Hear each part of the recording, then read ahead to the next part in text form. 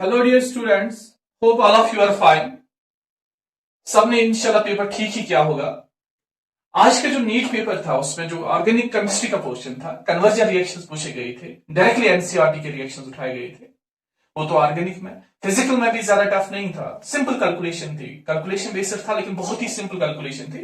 आइए डिस्कस करते हैं कि आज के पेपर में क्या क्या क्वेश्चन पूछा गया था and what is it is brief explanation, किस क्वेश्चन की क्या एक्सप्लेनेशन है यहां पे देखते हैं।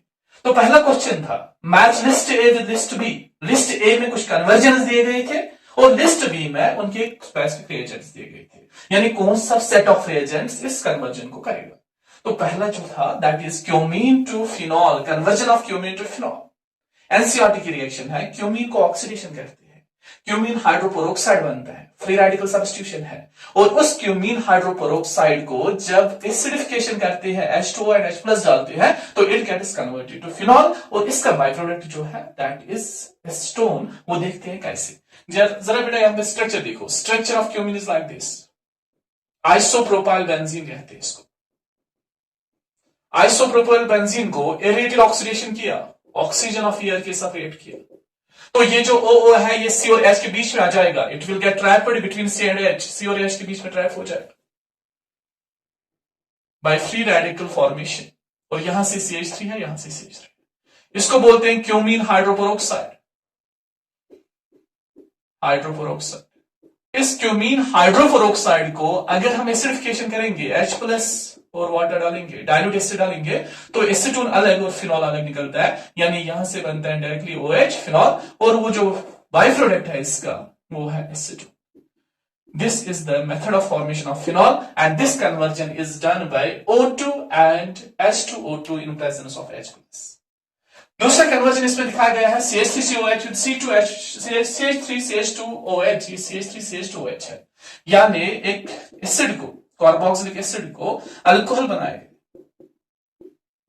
कार्बोक्सिलिक एसिड से अल्कोहल बनाने के लिए रिडक्शन करनी पड़ती है, और रिडक्शन के लिए हम डायरेक्टली ले सकते हैं hydrogen gas in presence of catalyst, निकल पैलेडियम प्लेटियम, है ना।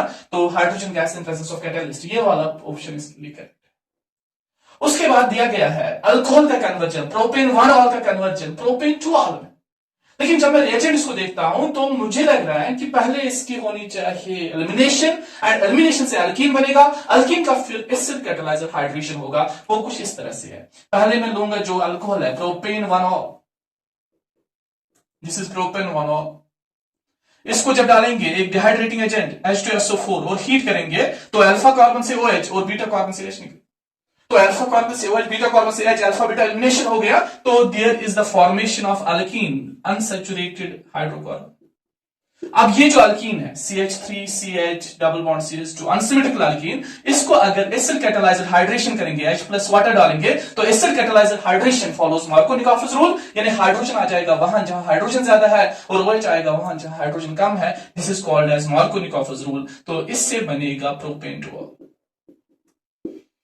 लास्ट में बेंजीन से बनाना है फिनॉल, बेंजीन से फिनॉल बनाना है, डायरेक्टली टेक्स्ट बुक की रिएक्शन है। फिर से बेंजीन से फिनॉल, पहले इसको वॉल्यूम डालेंगे, एक इलेक्ट्रोफिलिक सब्स्टिट्यूशन रिएक्शन है, तो इससे बनेगा sulphonic acid, benzene sulphonic acid.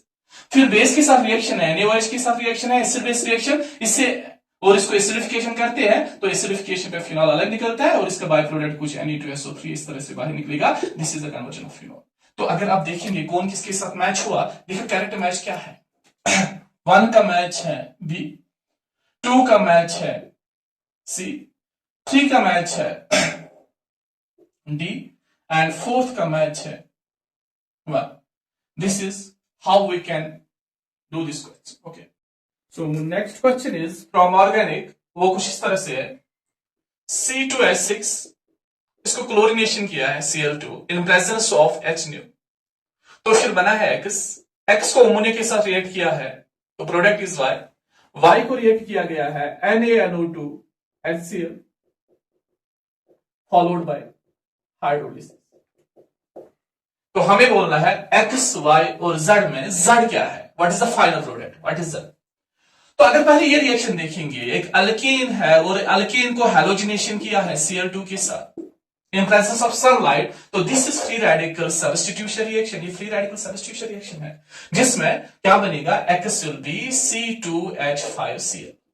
क्योंकि वहीं से बोल रहा है कि मोनो सब्स्टिट्यूशन है, otherwise mixture of hello alkenes is formed, पर वहां से लिखा है मोनो सब्स्टिट्यूशन। C2H5Cl को जैसे रिएक्ट किया, यानी X है, X को रिएक्ट आप किया किसके साथ, NH3 के साथ, अब हो जाएगी सब्स्टिट्यूशन रिएक्शन फिर से, but it is nucleophilic substitution reaction. Cl negative निकलेगा, उसके बाद NH2 आ जाएगा, तो it will become C2H5NH2, 1 degree amine बन गया। ठीक है, so this is Y is 1 degree amine. अब इसको 1 डिग्री अमाइन को NaNO2 HCl के साथ रिएक्ट किया, NaNO2 और HCl के साथ रिएक्ट किया, है ना, तो ये तो पता ही है, इससे डायजोटाइजेशन रिएक्शन कहती है, इससे बनेगा N2H5 C2H5 N2 plus and Cl minus, diazonium salt. It is highly unstable, ये बहुत ही अनस्टेबल है, and this diazonium salt when reacts with warm water it converts to C2H5OH, तो इसका फाइनल प्रोडक्ट जो Z है इट विल बी एथेनॉल, तो Z क्या होगा, Z एथेनॉल होगा, C2H5OH। तो बेटा ऑप्शन एथेनॉल को टिक करना, option ethanol is the correct option. Chemistry से बेंजीन की रिएक्शन है, बेंजीन को ट्रीट किया गया है, benzene is treated with CH3Cl एक अल्काइल हैलाइड के साथ in presence of anhydrous AlCl3, तो इससे बोला जाता है कि W बन गया। W को ट्रीट किया गया है HNO3 प्लस H2SO4 के साथ in presence of acid H2SO4, इससे बोला जाता है X प्लस Y बना। क्वेश्चन है X एंड Y को कैसे सेपरेट करोगे, यानी ऐसी टेक्निक बता दो जिससे X एंड Y को सेपरेट फिर कर सकते। लेकिन पहले हम देखेंगे कि W क्या है, W बनने के बाद देखेंगे X और Y क्या बने, फिर उनके प्रॉपर्टीज से पता चलेगा how can we separate them, इनको कैसे सेपरेट कर सकते हैं। ये रिएक्शन तो आपने पहचानी होगी, इट इज फ्राइडल-क्राफ्ट्स अल्काइलेशन, ये फ्राइडल-क्राफ्ट्स अल्काइलेशन है। इस रिएक्शन में क्या बनेगा, toluene is formed in this reaction. वो कैसे, ये देखो, ये बेंजीन है, इलेक्ट्रोफिलिक सब्स्टिट्यूशन रिएक्शन होगा इन प्रेजेंस ऑफ CH3Cl, इलेक्ट्रोफाइल क्या होगा, electrophile will be CH3 plus, तो बेंजीन को CH3 प्लस अटैच हो जाए, दिस इज कॉल्ड एज टॉल्वीन। टॉल्वीन की अब रिएक्शन है, टॉल्वीन की रिएक्शन है, किसके साथ रिएक्शन है, HNO3 के साथ, this is again electrophilic substitution reaction called as nitration, ये नाइट्रेशन है, इन प्रेजेंस ऑफ H2SO4 होती है, तो क्या होगा, आर्थो एंड पैरा पोजीशन पे, because CH3 is ortho para directing group, तो आर्थो पोजीशन पे NO2 जुड़ेगा, this will be the X, and para position पे NO2 जुड़ेगा, this will B Y, ortho and para substituted compound. अब जो ortho substituted nitro compound है, NO2 compound है, तो what will happen, it is more volatile, boiling point come, less boiling point, and this one is less volatile, that means more boiling point. तो boiling point में जब difference होती है, boiling point में जब difference होती है, तो दो कंपाउंड्स को सेपरेट कर सकते हैं बाय फ्रैक्शनल डिस्टिलेशन, तो बेटा ये सेपरेट हो जाएंगे बाय फ्रैक्शनल डिस्टिलेशन। तो अगर कहीं पे फ्रैक्शनल डिस्टिलेशन वाला ऑप्शन है, तो that is the correct option for this question, fractional distillation can separate X and Y। Okay fine, next question from organic, select the reagent that reduces nitriles to primary amine. Directly NCERT का ही question है, NCERT में method of preparation है primary amines का from nitriles, nitriles हो गए जिनमें C triple bond N है, यानी CN ग्रुप है। तो करना क्या है, कौन कौन सा रिएजेंट यूज करना है, LiAlH4 लिथियम एल्युमिनियम हाइड्राइड उससे होता है, और होता है H2 और मेटल कैटालिस्ट्स प्लैटिनम पैलेडियम निकल, और एक और इंपॉर्टेंट रिएजेंट जो इसमें है that is sodium amalgam in presence of ethanol. तो तीन ऑप्शन सही है, लिथियम एल्युमिनियम हाइड्राइड, इसके बाद H2 और Ni, और sodium amalgam in presence of CH2OH। ये देखिए कौन सी रिएक्शन है, इस तरह से है, RC ट्रिपल बॉन्ड है, this is a nitrile, we have to convert it to RCNH2, this is primary amine, 1 degree amine।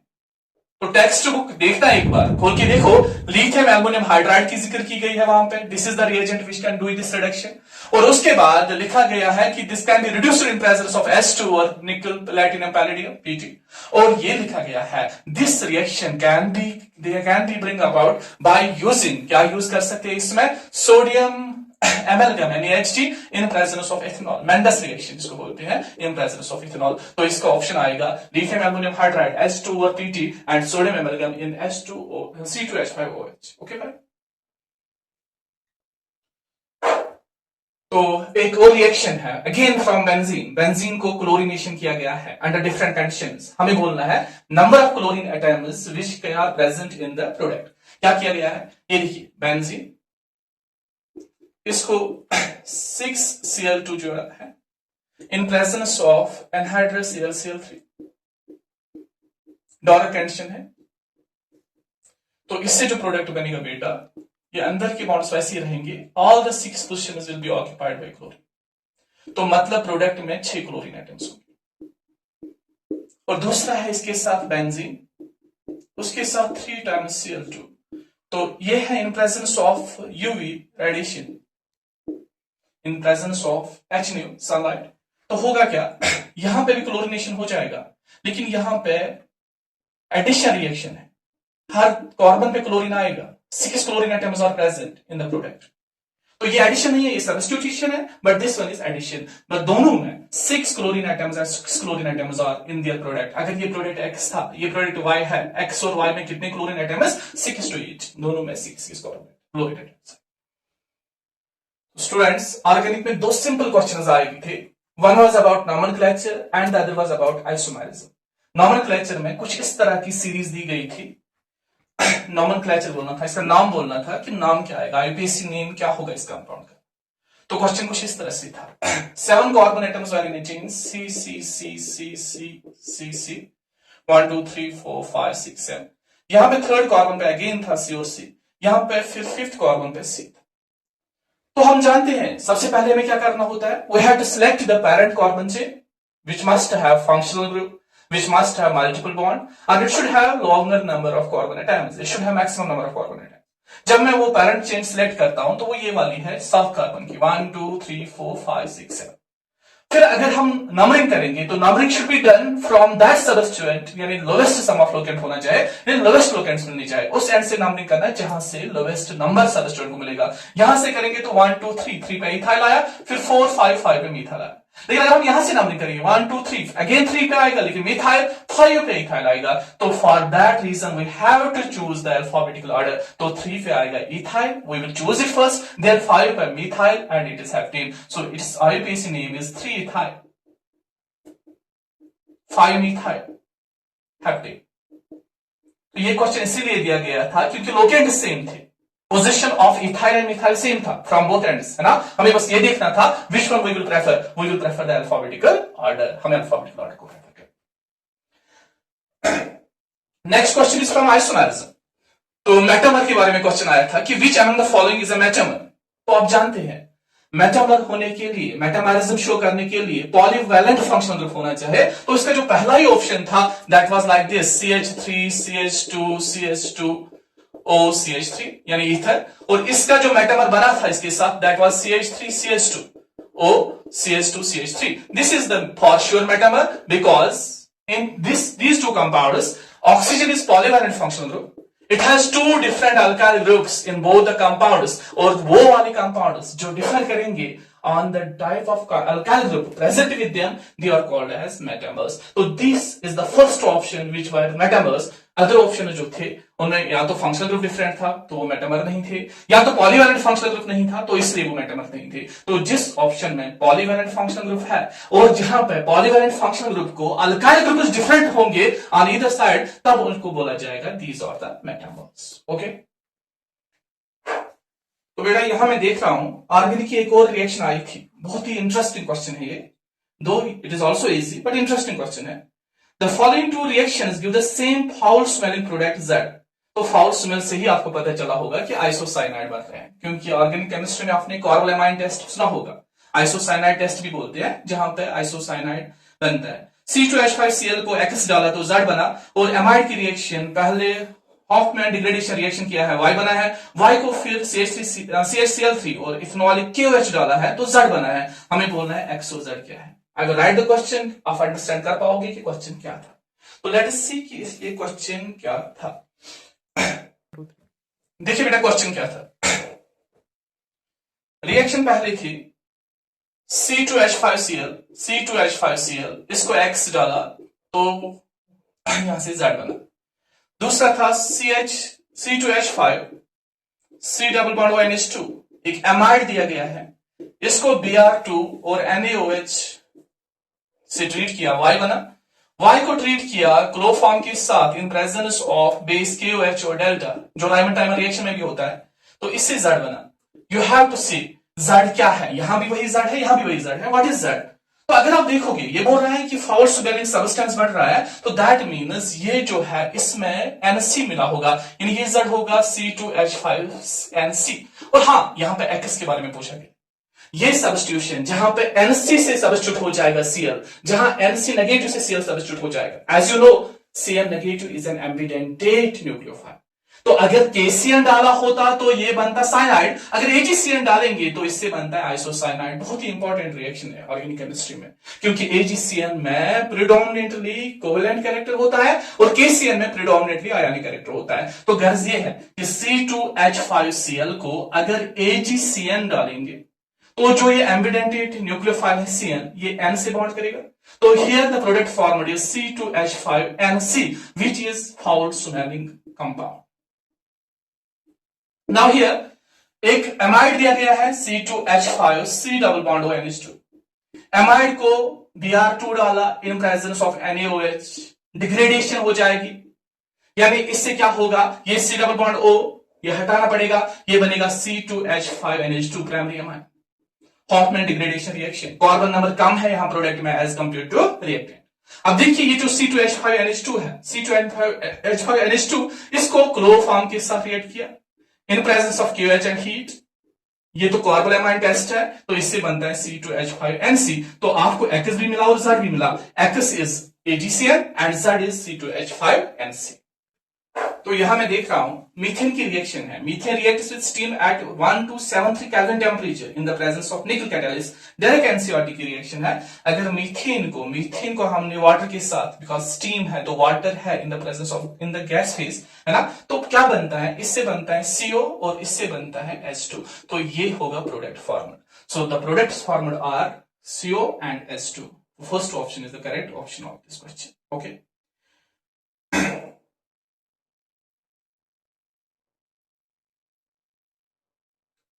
so this part was from organic chemistry.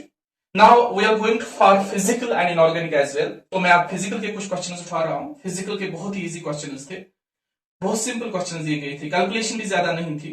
जैसे एक क्वेश्चन है, बहुत ही इंटरेस्टिंग क्वेश्चन है। A bulb is rated at 150 watt। एक bulb का power है 150 watt, converting 8% energy into light. लेकिन जितनी भी एनर्जी इससे निकलती है, only 8% of it is converting in light. If energy of one photon is 4.42 into 10 power minus 19 joule, how many photons are emitted by the bulb per second? बेटा बहुत ही easy question है, देखिए इसको कैसे हम सॉल्व करेंगे। बस आपको फिजिक्स की एक फॉर्मूला पता होनी चाहिए कि जो पावर है, power is rate of doing work, power is energy by time, power is equal to energy divide by time. तो एनर्जी किसके बराबर आएगा, power multiplied by time. Time हमें 1 सेकेंड है एंड पावर कितना है हमें, power is 150, it is 150 into 1 second, that is 150 joules, but only 8% of it is converting to light energy. तो energy in the form of light वो कितना होगा, वो होगा 8%, मतलब 8/100 of 150। बेटा 0 0 कैंसिल हो जाएगा। It is 5 2 are 10, 5 3 are 15, 2 1 are 2, 2 4 are 8, 4 3 are 12. It is 12 joules. This is the energy. But we know that number of photon is equal to energy total divided by energy of one photon. Total energy is 12 and energy of one photon लिखना है, वो given है। Energy of one photon is 4.42 into 10 to the power minus 19. This 10 power minus 19 ये ऊपर जाके 10 power positive 19 बनेगा। 4 divided by 4.32, तो अगर देखेंगे तो it is ऐसे कर सकता हूं 120 divided by 44। Okay, 4 11 are 44, 4 3 are 12, 4 0 are 11 1 are 11 2 are 22, 2.7. It is 2.7 into 10 power 19. This is the correct answer. 2.7 into 10 power 19. Is there any option 2.7 into 10 power 19? Yes, it is 2.7 into 10 power 19. तो यहां मैं देख रहा हूं मैच लिस्ट 1 विद लिस्ट 2, फिर से question है match का, लेकिन ये 0 order, first order, second order, third order. हाँ, इसमें यूनिट ऑफ रेट कांस्टेंट पूछे जाते हैं, 0 का, फर्स्ट का, सेकंड का, थर्ड का। यानी एक साइड से एक लिस्ट में रिएक्शन का ऑर्डर दिया गया है और दूसरे लिस्ट में इनका यूनिट ऑफ रेट कांस्टेंट दिया गया है। We have to match them. बहुत ही इजी है, मैंने आपको इन जनरल बताया है कि what is the unit of rate constant. किसी भी रिएक्शन का रेट कांस्टेंट का यूनिट क्या है? रेट कांस्टेंट का यूनिट होता है मोल पर litre raised to the power 1 minus order second inverse. तो आप देखिए, अगर n को 0 पुट करोगे तो निकलेगा मोल पर लीटर पर सेकेंड। n को 1 पुट करोगे तो it will B 1 minus 1 is 0, सीधे सेकंड इनवर्स। n को 2 पुट करोगे तो it will B 1 minus 2 is -1, तो यह बनेगा लीटर पर मोल पर सेकेंड। एंड n को 3 पुट करोगे तो क्या बनेगा? 1 माइनस 3 इज -2, तो लीटर बनेगा, स्क्वायर मोल बनेगा -2 और उसके बाद आएगा सेकंड इनवर्स। तो अगर देखेंगे कि कौन सा ऑप्शन मैच कर रहा है तो 0 ऑर्डर को आएगा मोल पर लीटर पर सेकंड, फर्स्ट ऑर्डर को सेकंड इनवर्स, सेकंड ऑर्डर को लीटर पर मोल पर सेकंड एंड थर्ड ऑर्डर को litre square mole -2 second inverse. बेटा आप देखिए करेक्ट ऑप्शन इसमें क्या है, match them like this. Okay fine.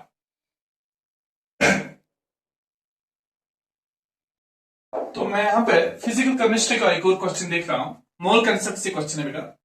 Question है the number of hydrogen atoms present in 5.4 grams of urea is. Number of hydrogen atoms calculate करना है। तो बेटा बहुत ही इजी क्वेश्चन है। पहले हम मोल्स देखेंगे, मोल्स को मल्टीप्लाइड बाय एवोगाड्रोस नंबर करेंगे तो वो बनेगा number of molecules. Number of molecules को मल्टीप्लाई बाय करेंगे the number of atoms present पर मॉलिक्यूल ऑफ हाइड्रोजन, तो उससे हमें नंबर ऑफ हाइड्रोजन एटम्स निकलेंगे। बहुत इजी है। जैसे देखो क्या करना है, आपके पास 5.4 ग्राम्स ऑफ यूरिया है, यूरिया की फॉर्मूला NH2CO NH2। यूरिया का मोलर मास क्या है? That is 60, molar mass equal to 60 gram पर। देखो बेटा क्या करेंगे इस क्वेश्चन को, मोल्स निकालने के लिए 5.4 डिवाइडेड बाय 60 करेंगे, this is the number of moles. Multiply by करेंगे Avogadro's number 6.022 into 10 power 23, this is the number of molecules and multiply by ये 4 करेंगे जो हाइड्रोजन एटम 4 है पर molecule. Okay fine.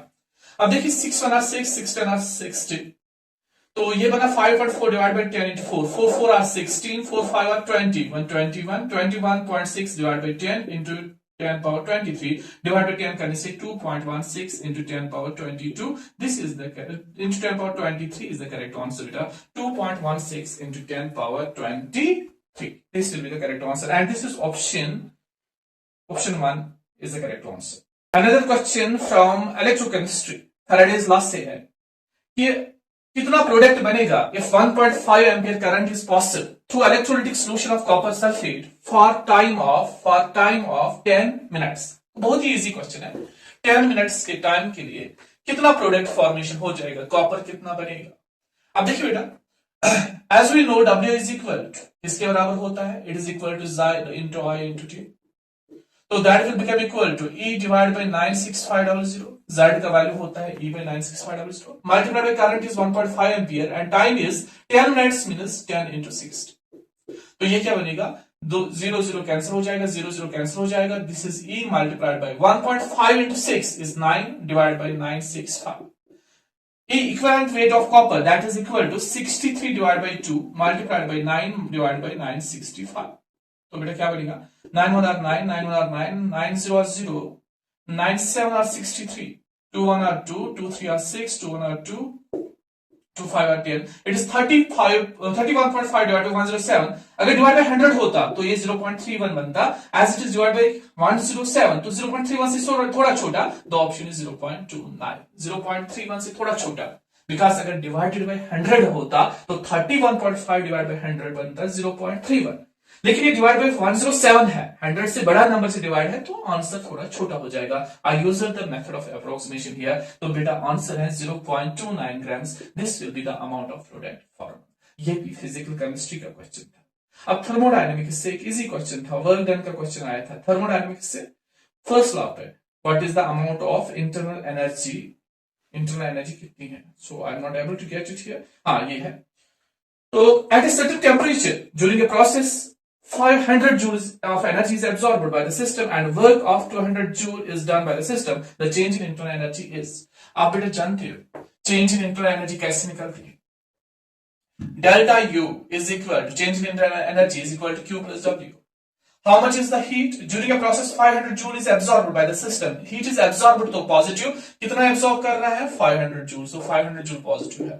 And work is done by the system, so it will be negative. And कितना work कर रहा है, 200 joules work हो रही है। तो डेल्टा यू किसके बराबर होगा, 500 plus minus 200 that is equal to 300 joules. तो correct answer is 300 joules of energy. This is the change in internal energy. तो वीडियो बहुत ही लेंथी हो रहा है बेटा, मिलेंगे सेकेंड पार्ट में ताकि आप आराम से इसका डिस्कशन सुन पाओ और अच्छे से इसको समझ पाओ। ओके बेटा, थैंक यू वेरी मच।